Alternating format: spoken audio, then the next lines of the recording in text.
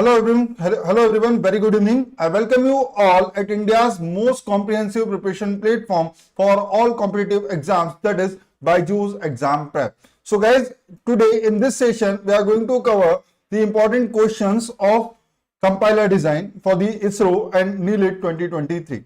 So let's move ahead. This is a brief introduction of myself. My name is Vishal Rawatiya and these are the credentials. Now, guys, very soon the BYJU'S Exam Prep team is coming with BYJU'S Premier League. This will be a app plus YouTube series in which we will discuss the concepts on the YouTube, and then directly you will participate in the quizzes on the application of BYJU'S. So it is for everyone. Just register on the application and you can enjoy the beautiful quizzes developed by our mentors. Now, apart from that, today at 7:30 p.m. Rakesh Talreja sir is going to conduct a workshop. In that particular workshop, sir is going to discuss that how you can ace your GATE preparation in 8 months. So don't forget to join the workshop. Register now for to join the workshop. Okay. So let's move ahead with the very first question of the compiler design. So in compiler terminology, reduction in strength means what? What do you mean when you say strength reduction? So this is basically an optimization technique in the compiler. What is this?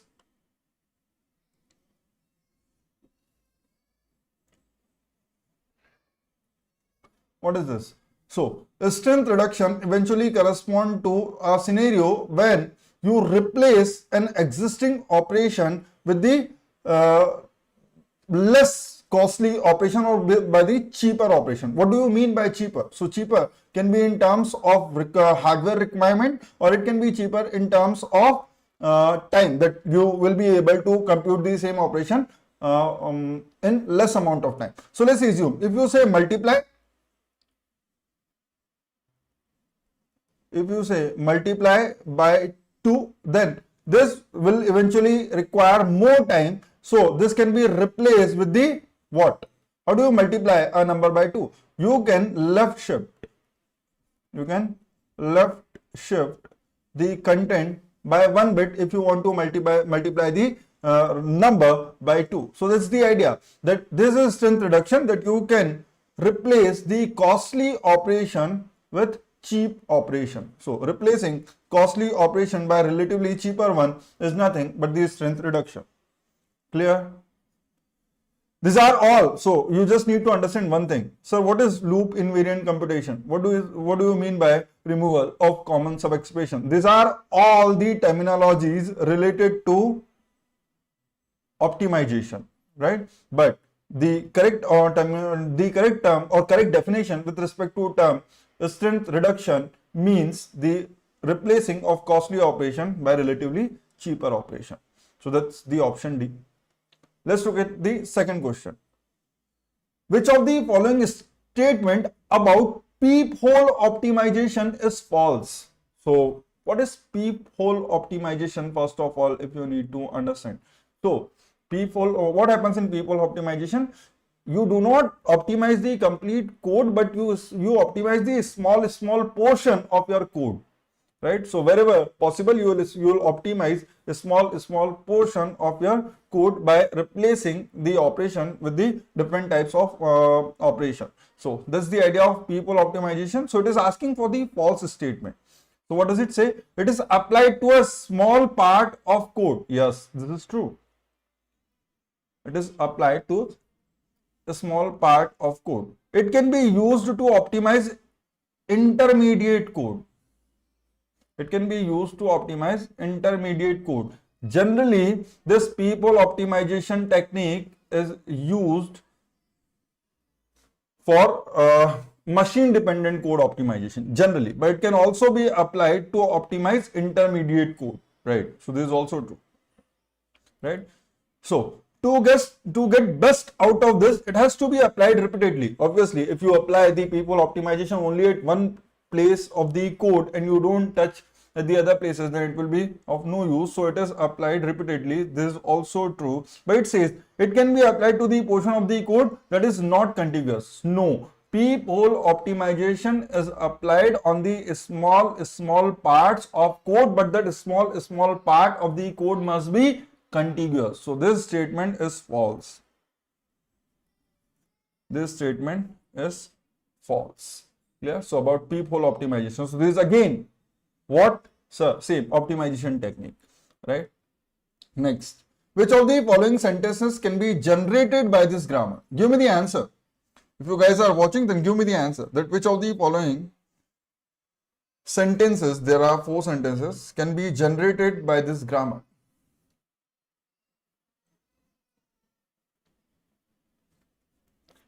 So, sir, the idea is that let's start from a starting symbol and let's think in terms of the first one. So, if you want to generate the first statement, then you cannot use the production as implies AS. You will have to use the production as implies BA. Okay, sir. Now B is done. Now you want 2C and 2D. You want 2C and 2D. So for 2C, you can eventually do one thing, that you can replace A by CA and you can again replace this A by CA. But the problem is, okay, you have obtained BCC, right? But can you derive 2D with the help of this A? Can you derive 2D with the help of this A? No, sir. This will be terminated by a single D. Therefore, BCCD can be derived from this grammar, but BCCDD cannot be derived from this grammar, right? Let's look at the another one. Sir, if you want to derive the string A, B, B, then you need to use this particular production. So you will say S, then you will say A, S. Now what do you want? Sir, after A, you are looking for a B. After A, you are looking for a B. So this time, this S must be replaced by this BA. So if you write BA, then that's also okay. But now you need another B. You need another B. So can you generate after AB? Can you generate one more B? Can you generate one more B after this AB? So obviously, Kalpana, you can ask, can you generate one more B after this first B? See, let's try to understand. S, with the help of S, you can generate only one B. So let's see. You may say, sir, S, see the very first production which you need to use to generate, in order to try generating this string, will be AS. That's fine, right? If you need one more A, then you can again replace this S by AS, but you need the next symbol which is needed is B. Therefore, it is necessary to expand it by BA. So the moment you expand it by BA, you will be left with a terminal A, or you will be left with a non-terminal A, and A can be expanded by D or starting from C. So you cannot have this next B in the sequence. Therefore, again, this string is also not possible. What? Sir, ABC, it looks good. So let's start. Sir, ABC. So once A is needed, therefore, so let's assume this is with respect to option A, this is with respect to option B. From here, you cannot derive another B. So let's look at this. S2AS. Then you need this B. So obviously, you will have to expand this S as BA. Then you need C. So you will have to expand this A by CA. Up to this point, it's fine. But now you need A. Now you need A. You cannot derive A. You cannot obtain A from this symbol A. Therefore, from here, this A cannot be derived. Therefore, again, option C also not a valid option. So perhaps the option D is the right choice. Let's look at this. If you start from S, you will say you need to start with the terminal A. So you will expand it by AS. Then you will expand this S by BA, so AB. Then you will expand this A by CA, and finally you will expand this A, or you will terminate this A by D. So A, B, C, D can actually be derived using this grammar. Clear? I hope this is also fine. So this type of question, so generally you need to understand that what type of question can be asked in ISRO or NIELIT. So the questions which can be asked will be related to optimization side, or they can ask you related to the string, that what type of strings can be derived. They can also ask you the question related to removal of left recursion or the concept of left factoring. So let's try to understand the concept of left recursion. Give me the answer for this. Give me the answer for this.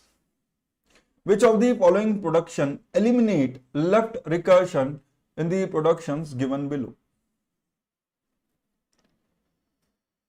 Try. I'm giving you 1 minute time. So let's try first, because it's necessary that you understand the concept.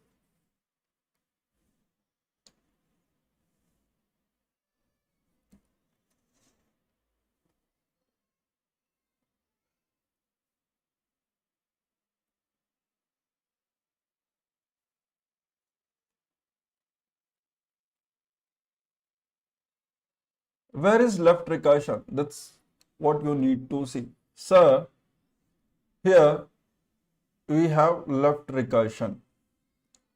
We can directly see that there is left recursion. Do we have left recursion in A implies SD?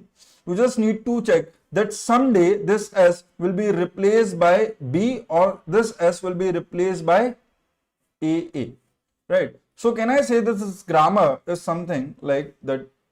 I can actually say that S to A oblique B is fine, but you just need to understand one thing, that this S will someday can be replaced by this AA. This S can be replaced by this AA. So let's see. You can actually say A, then you will have AC. Then let's assume that this S is replaced by this 2. So you can, at the place of S, you can use AA. So it will become A, D. Or you can replace this S by this B. So it will become B, D. And you will be left with epsilon. So this is the grammar, right? So rather than expanding S at the later point of time, think that what are the different places at which we are having left recursion. So here we have left recursion, here also we have left recursion. Now try to solve this. Now try to solve this.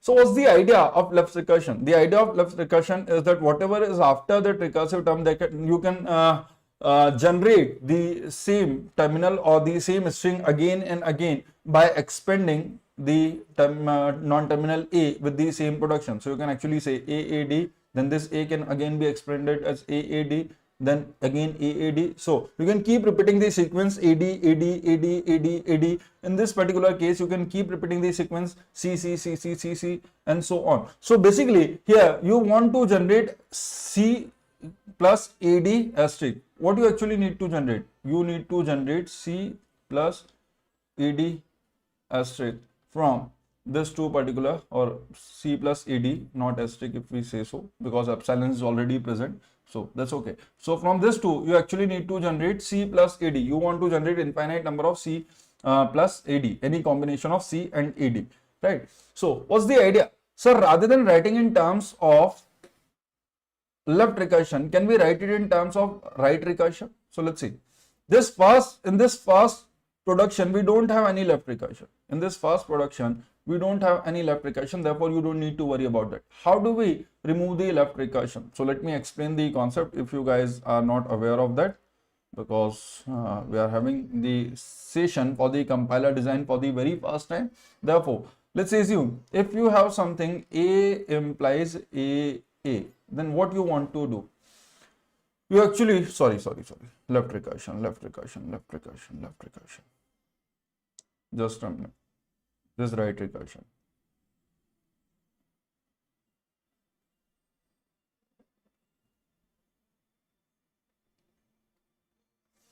Okay. So AA. So ultimately it needs to terminate with something. So let's assume that this terminates with epsilon somehow. So what will be the language generated by this? Or what will be the language? Yes. So you can actually say that it will have, it can generate epsilon, it can generate A, it can generate 2A, it can generate TA. So basically it can generate A asterisk. It can generate A asterisk. So can I write it in this way that you rather than writing this, you can actually write that okay, A. So this also can do the same task for you. These two things can do the same task for you, but the only difference is that when you use right recursion, you will be able to count the number of A's which you have already produced. But if you use the left recursion, you will not be able to count the number of A's which you have already produced. Therefore, we do not allow left recursive grammar. We use right recursive grammar because it will give us an intuition that how many A we have already produced, because we will scan from left to right. So that's the idea, that we actually want to do, we actually want to use things like this rather than this. So how can we do that? So if we have something like this, then we'll say that okay, let's do one thing, that A and then C, and there is another thing A dash. There's another thing A dash which will work in terms of recursion. So let's look at this. C A dash, you will write AD A dash. Apart from these two things, anyway, this BD and epsilon can always be produced by this terminal, by this non-terminal A. So BD epsilon will remain as it is. So what's the use of this A dash then? What's the use of this A dash? So this A dash needs to generate either C or this AD, sequence of C or AD. AD is there, right? I hope I did not write anything. AA. So this S is AA. Yeah, this A is AA. So what will I do? So at the place of this A dash, I actually need to see this A can eventually generate this. So if A starts generating this terminal A dash, then what this A dash needs to produce? Sir, A dash needs to produce any combination of this. So you will eventually say, just write it in the form of this, because this is valid for us. We have just introduced one extra non-terminal A dash. We have just introduced one extra non-terminal A dash and we are producing the same string. So this will be C A dash, and for this repetition of AD, this A dash can also generate AD A dash. This A dash can also generate AD A dash. The only thing which you need to remember is that someday you need to terminate this non-terminal A dash. Someday you actually need to terminate this non-terminal A dash. Therefore, you also need to generate a production with respect to epsilon. Clear? So if you remove this particular sequence of production from the gamma, in place of productions, if you write this two productions, then you are done. Right? So what will be the sequence? S implies AA and B. So this is present in all the possible options, AA and B, obviously. Then same terminal which is given in the grammar, which will be used to produce the non-recursive, should be able to produce non-recursive statements. So it's actually doing one thing. BD epsilon are not considered. BD epsilon are not considered. CA dash is okay, ADA dash is okay. So it's actually thinking in some other way.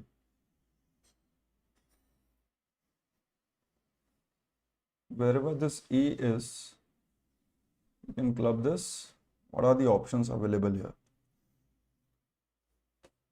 So with respect to production A dash, C A dash is good enough, AD A dash is good enough, and epsilon is good enough. This BD A dash is not needed. This is again the left recursion. So obviously this is not the removal of left recursion. This is not the removal of left recursion. Forget about this.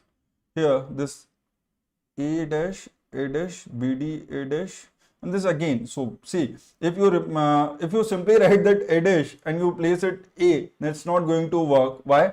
Because let's look at this. So don't think about this, that sir, you have written the same thing in two different manner. Yeah, I've written this because I'm just saying that the language which is generated by this grammar is exactly same as the language generated by this particular production. But we are not directly. If this is the only production, we can eventually do this. But that's something else. The production A is already available in the grammar. The non-terminal A is already available in the grammar. So you just need to rewrite the statements such that they are not left recursive. So This one is fine. It has done something. It's a question from ISRO only, so don't worry that what we are going to do. This thing looks good, but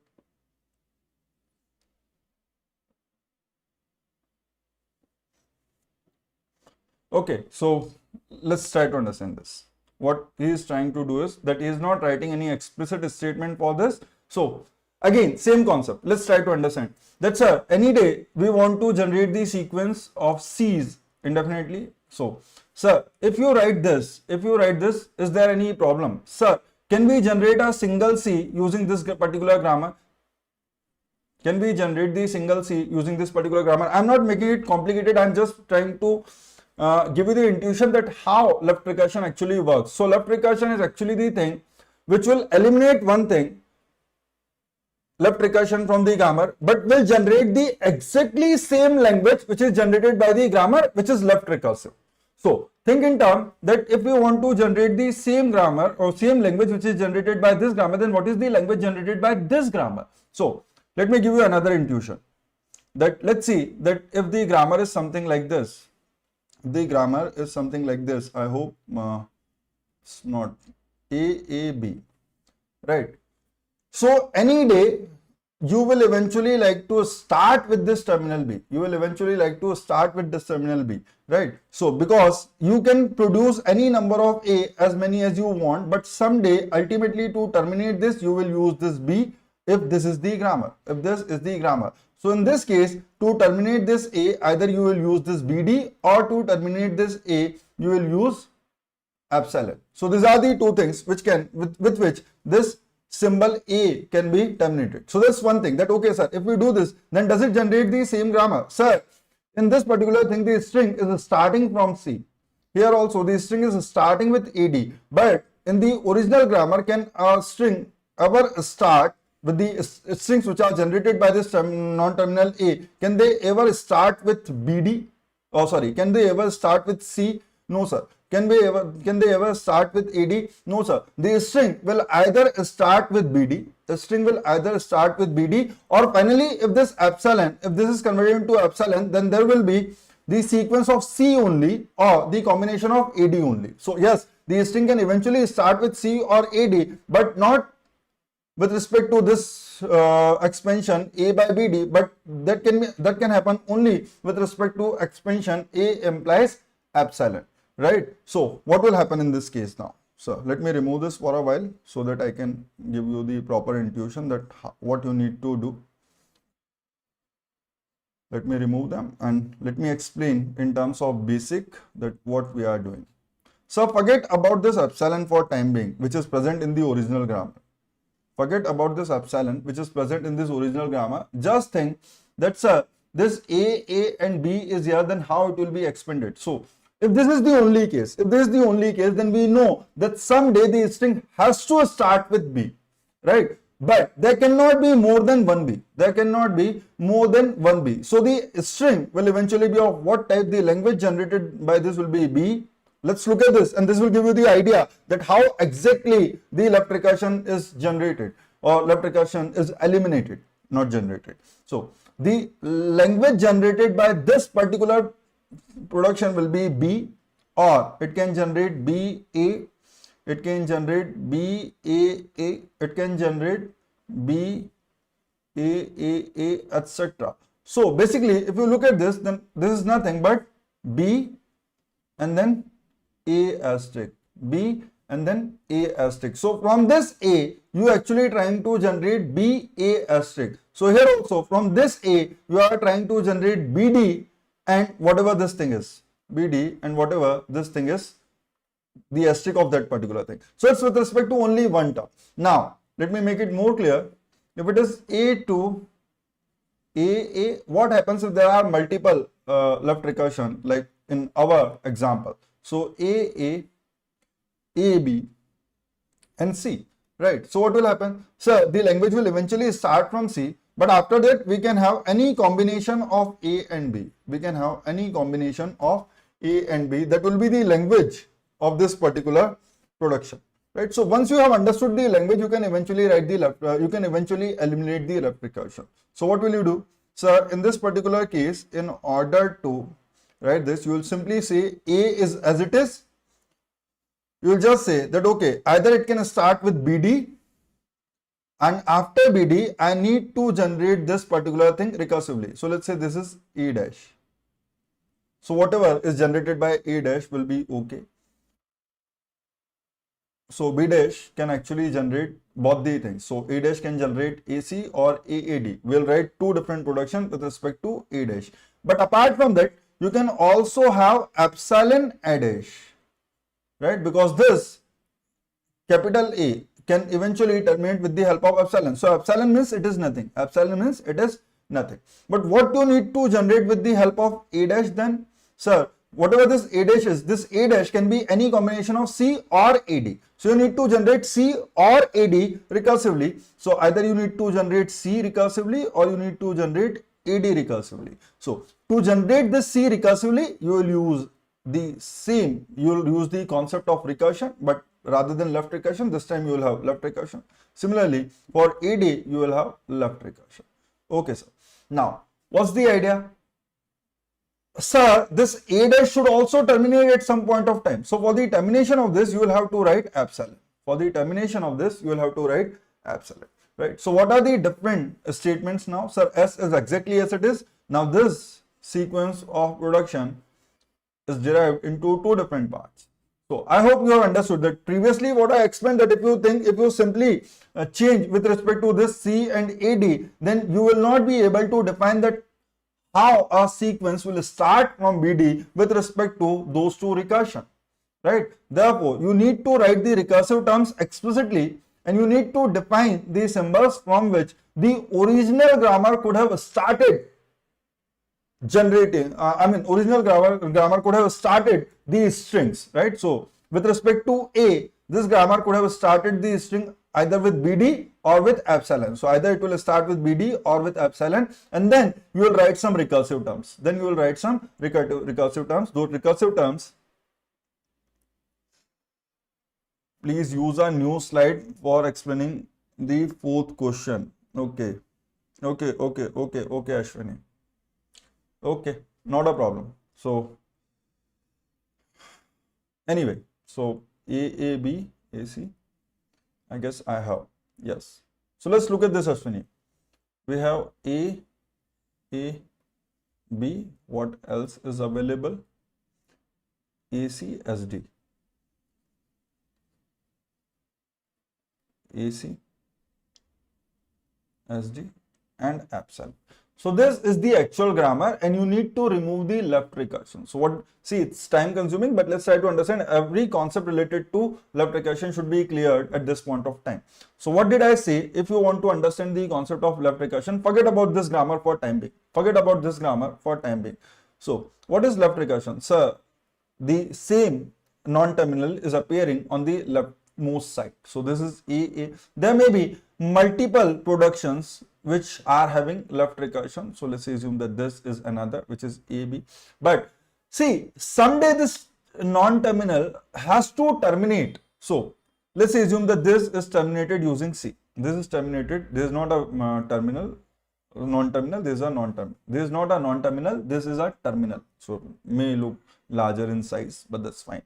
So this is the grammar. Just think of the language. Sir, this will start from C and then any combination of A and B. Then any combination of A and B. Then just do one thing, that write something which can generate this language, but the grammar is not left recursive, it should be right recursive. So what will you do? Sir, you will simply say that okay, if I have the terminal A, then I'll say that okay, this will start from C. Then you need to generate B and A recursively. So you'll just say that okay, there is a new non-terminal A dash which will be used to generate A and B recursively, then okay, so that's fine. So let's define this A dash so that it can generate B and A recursively. So you'll say that either you will generate B or you will generate A, but this two symbols needs to be generated recursively. Therefore, this time the recursion is right recursion at the place of left recursion. But the only idea is this A dash also should terminate at some point of time. So in the original language, after A and B, so there is this epsilon as well. So it is also possible that this A dash does not produce anything. Therefore, the epsilon should also be present in all the new non-terminals which are created for the removal of left recursion. So that's the concept, and exactly same thing I'm trying to apply the exactly same thing in the given question, that this is the question, but first of all you need to change the format. Why? Because this S is here. So this, whenever you expand this A, with respect to SD, again this SD will be replaced by this B or AA. But if this SD is replaced by this AA, then again it is left recursion. Therefore, you will have to say that, okay, let's try to understand this and tell me if you find any difficulty in this, that these are the two things which can be derived from S, and this is A. With respect to A, you will have AC, and this is a production SD. So I'm just trying to say that this SD, this S can be expanded as A, and this D will remain as it is, or this S can be expanded as B and this D will remain as it is. So rather than writing SD, I am writing AAD, because the even final language will remain same. Either I will write it as AAD or BD. So one of these two can be derived, and finally the epsilon is already present in the grammar. Clear? So now what? So this is the exact same thing. You just need to understand that, okay, left recursion, and there are some terms which will be generated recursively using this non-terminal. So left recursion, some terms which will be generated recursively using this non-terminal A, and then there are terms which will be used as which will be used for terminating that recurring sequence. So here for the termination we use C, but here there are two symbols, BD, epsilon, as well as epsilon. So now then, if this is your productions, these are your productions in which you are having left recursion, then to remove them you will do what? You will simply do, A. So either the string will start with BD or epsilon. So let me write it in that way. So either the string will start with BD or it will start with epsilon. Then after them you will have the recursive term with respect to C and AD. So let's assume that recursion is generated using the non-terminal A dash. So that's it. But epsilon A dash is exactly same as A dash only, because epsilon is nothing. So you can actually write it as BD A dash and A dash. But what's the objective of this A dash? A dash needs to generate this C or AD recursively. So now you need to define A dash, that this A dash either need to generate C recursively. To generate C recursively, you will write C A dash, this time in the right recursive manner, or it will generate AD recursively. So you will just say AD, and again for the recursion you will say A dash, right? But the last thing is this A dash must terminate, and for the termination of this, epsilon needs to be defined in the production with respect to A dash. So what will be the ultimate grammar? So with respect to this grammar, with respect to this given grammar, you will have this as the first production, you will have this as the second production, you will have this as the third production, because whatever is being done by this blue color production can be generated using these two productions, 2 and 3, that is the productions with respect to A and A dash, right? So just have the note of this two productions, and I'll explain the option. So okay, A implies B is available in every statement. That's fine. You can directly discard this option A, because here also left recursion is available. So you are eventually trying to eliminate the left recursion, then this is just the stupidity.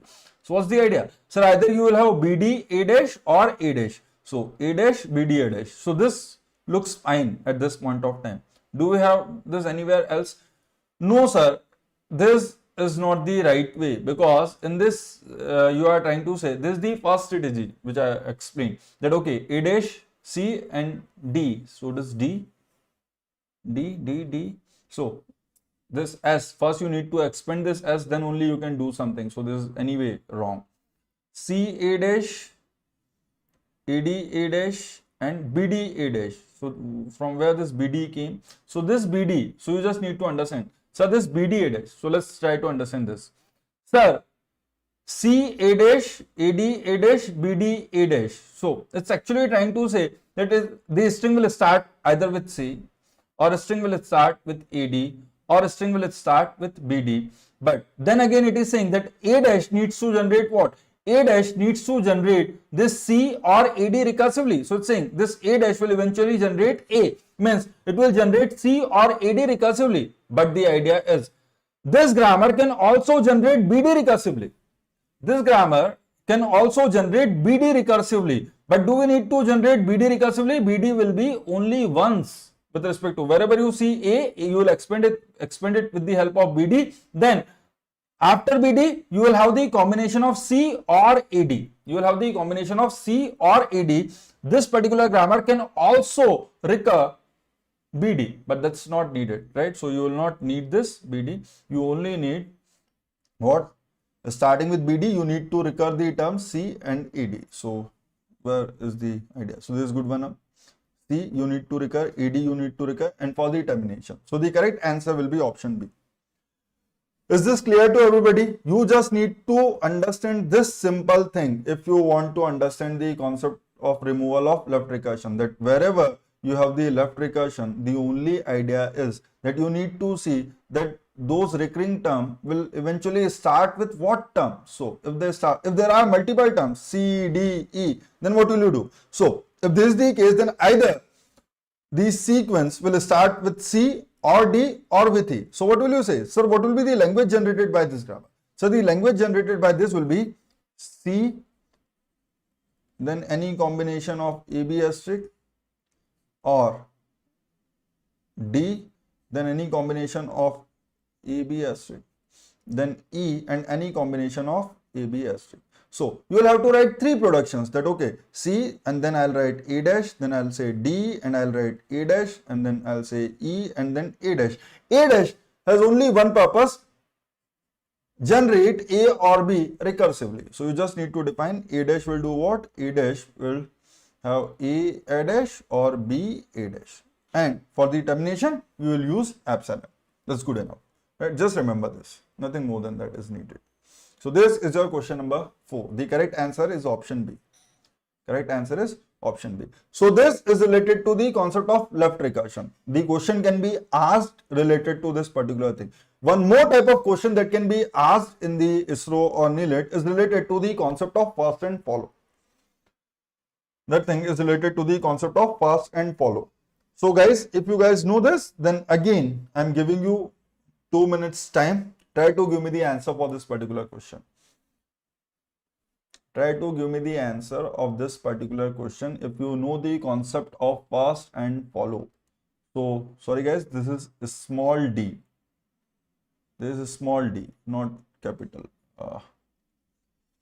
Auto correct can eventually convert them. So, this is small d, not capital D.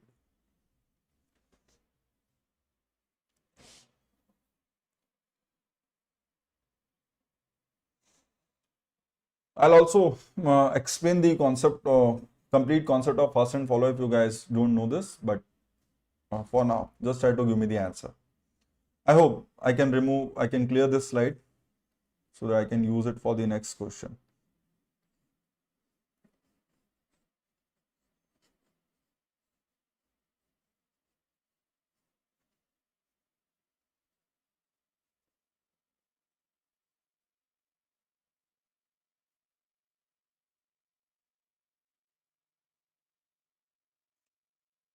See, never try to mug the formulas of fast and follow.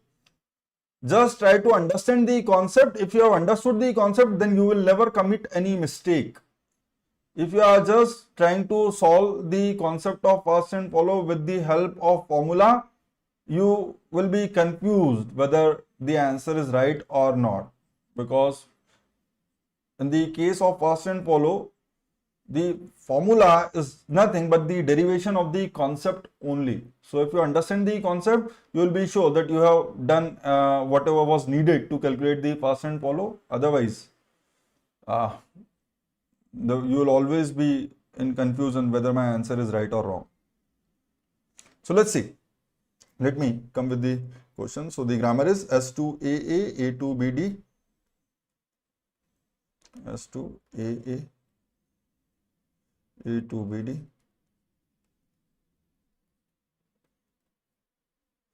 B2 B epsilon,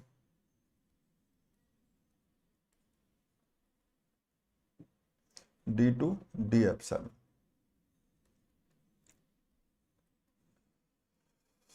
So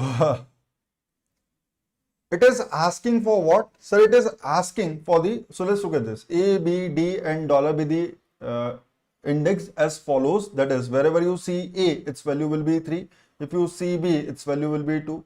If you see D, it's corresponding to 1. And if you see dollar, then its value will be 0. Compute the follow set of the non-terminal B. So it's looking for the follow set of the first, find first, then follow of the as non-terminal. Yes, right. So we need to find the follow of the non-terminal B. So, and in the format which you need to give the answer. So this is basically a question from GATE. Therefore, the option is not available. This question is from the GATE. Therefore, the answer options are not available. There is a numerical entry type question. So my motive to include this question is to explain the concept of first and follow. Nothing else. Right. So compute the follow set of the non-terminal B. So we are looking for the follow set of the non-terminal B.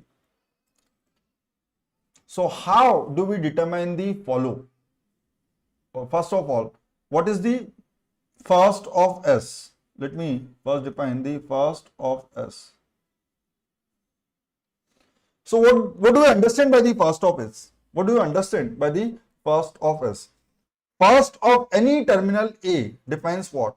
First of any terminal X defines that what are the terminal symbols with which the string derived from X can start.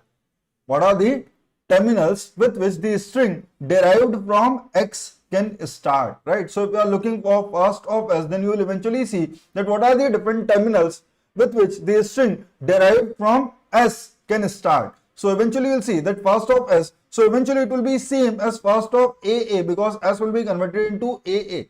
S will be converted into AA, then it will be exactly same. So let me explain this. This will be same as first of AA.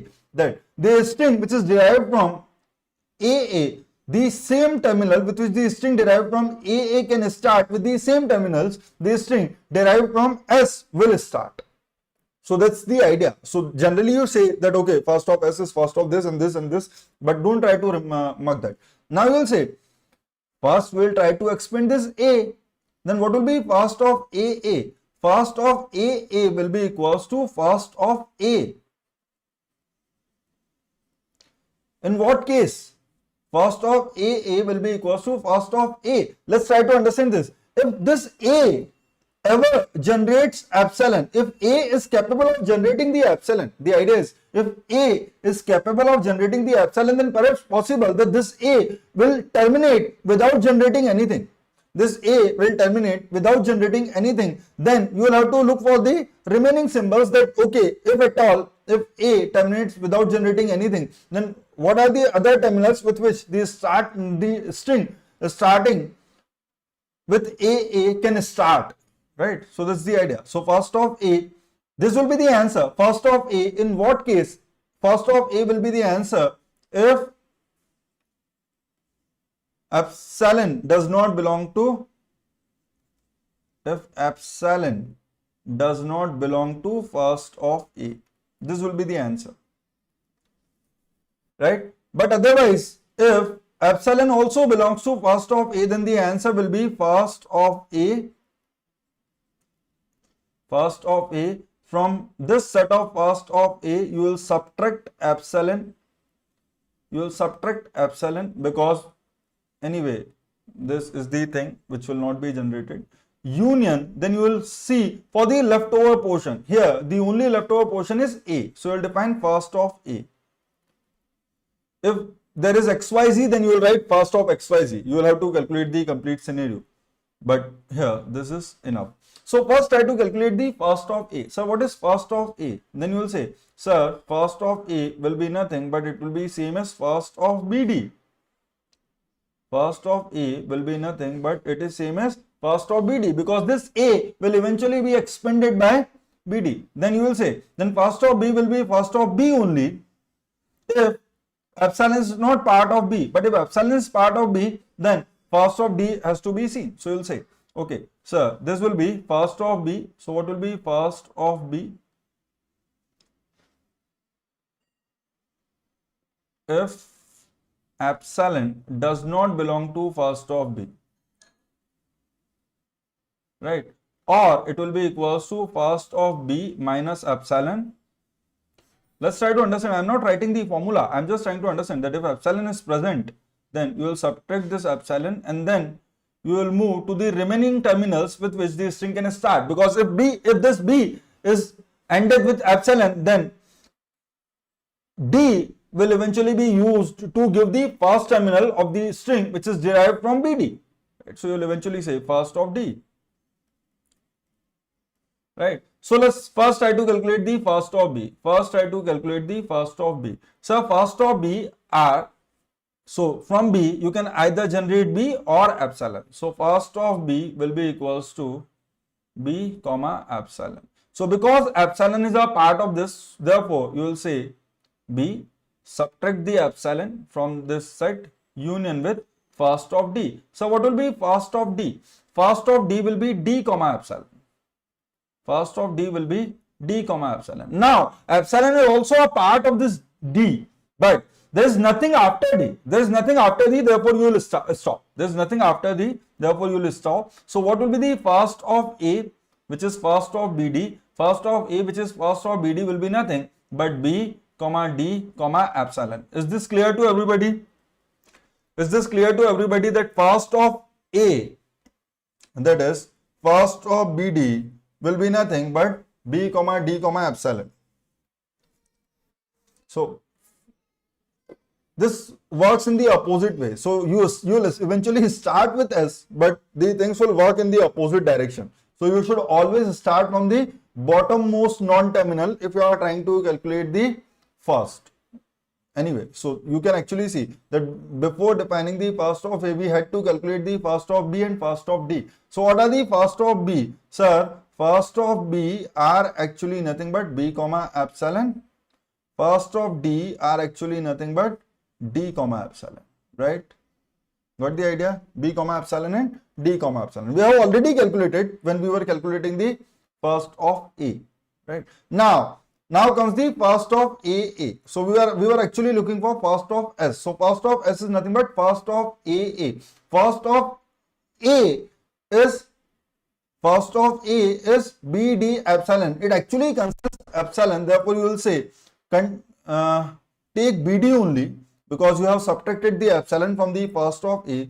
Then take the union with first of this terminal A. First of any terminal will be the terminal itself. So from what terminal a string derived from small a can start? Small a can only derive small a. So any string which is derived from terminal A will start from small a only. Therefore, this will be small a.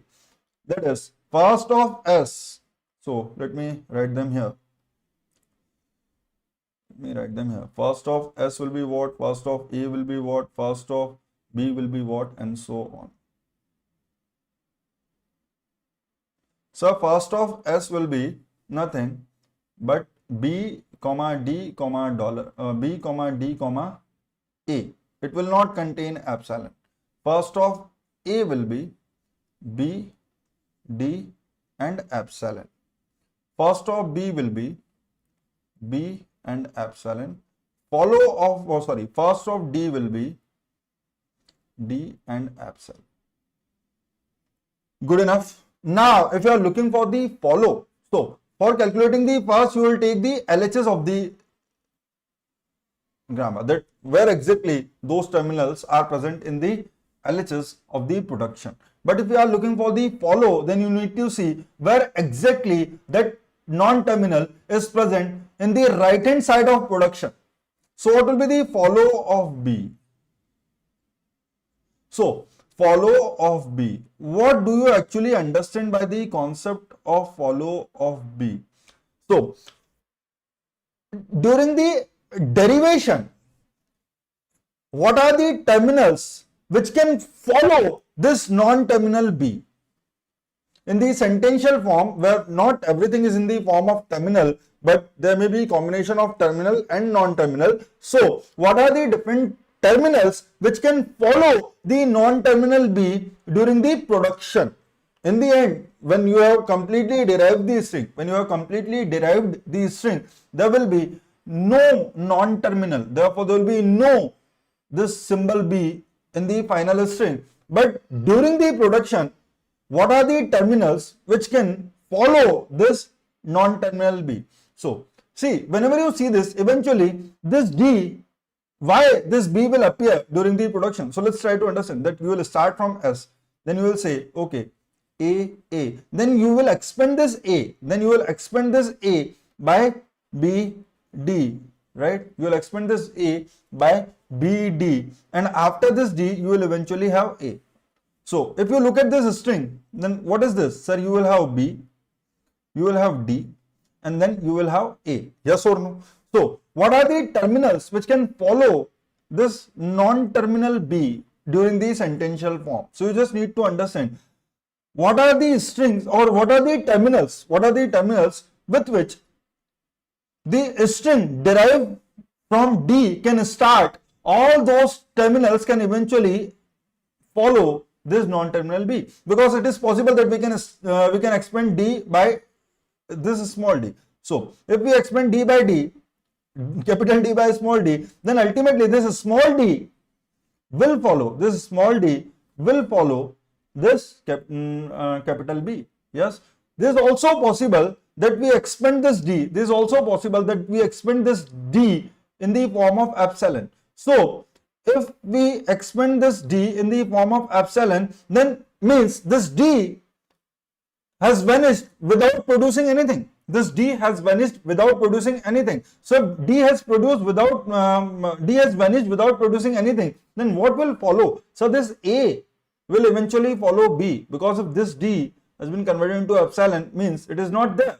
So, what will follow B? So, this A, small a will follow this B. So, I can actually say that, okay, what are the terminals which will follow B? So, two terminals, either D will follow capital B or small a will follow capital B. So, this is the direct answer. But let's try to understand in terms of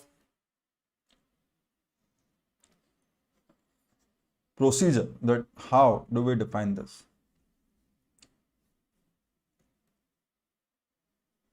So, sir, what is the production? So, the production is actually A implies BD. The production is actually A implies BD, and you are calculating the follow of B with respect to this production. So, what will be follow of B? Sir, follow of B will be equals to first of D. Follow of B will be equals to first of D. Kab? If epsilon does not belong to first of D. Because if epsilon belongs to first of D, something else may also happen. So, we'll see what else can happen. So, what is the first of D? So, first of D is D, comma epsilon. First of D is D, comma epsilon. So, we know. So, this is D, comma epsilon. So, what if epsilon is part? So, this will be equals to first of D minus epsilon, and then you will say union with the first of remaining part. That will eventually be the same as first of D. But because there is nothing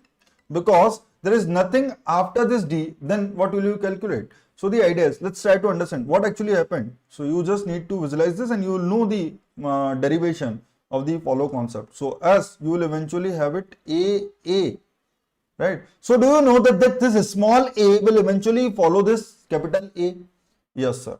Now, this A will eventually be expanded in the form of BD, and this A will eventually be A only. This A will eventually be A only. So you need to understand that if someday this D becomes epsilon, someday if this D becomes epsilon, then what will follow? What will follow the non-terminal B? Sir, whatever that can follow this non-terminal A, because those things will be exactly copied down during the generation of substring. So whatever that can follow this non-terminal A, the same thing can also follow this non-terminal B if this D is expanded using epsilon, right? So you'll say first of D minus epsilon union follow of what? Follow of the thing from which it is derived. So follow, so this is production BD. So this is actually A implies BD. This is actually A implies BD. So when you expand this,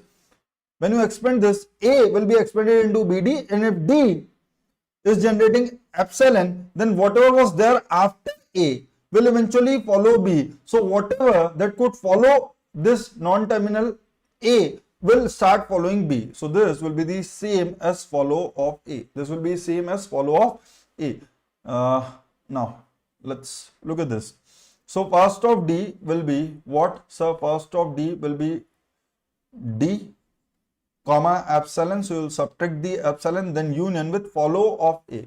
Then you will start with follow of A. Now you need to calculate the follow of A. For this follow of A, where exactly this capital A is in the right hand side of the grammar. So sir, with respect to S implies AA. This is with respect to S implies capital A small a, right? So what will be the follow of A? Follow of A will be first of small a. Follow of A will be what? So follow of A will be first of small a. Small a is a terminal. Small a is a terminal. Therefore, it will be A only. So you directly know follow of A. Do we have capital A anywhere else in the production, right hand side of the production? No, sir. Therefore, follow of A will be A only. Follow of A will be A only. So you'll simply write follow of A. That is, what is the follow of B? Follow of B is D comma A. Follow of B is D comma A. I have already given you the concept that okay, follow of B is D comma A without looking at all this stuff. Without looking at all this stuff, I have given you the intuition that if D is expanded as small d, then small d will follow the capital B, and if D is expanded as epsilon, then this small a will follow the non-terminal B. Got the idea? So you can directly see this, but people think that first and follow is something which has no meaning. First and follow gives an intuition that from what terminals the string is starting from, that particular non-terminal can start, and in the follow set we give the terminal which can follow immediately to the right of the non-terminal during the derivation of the string from the given grammar, right? So that's the idea, and there are some use of that which you will understand when we will try to understand different parsers, but at this point of time the answer is D comma A.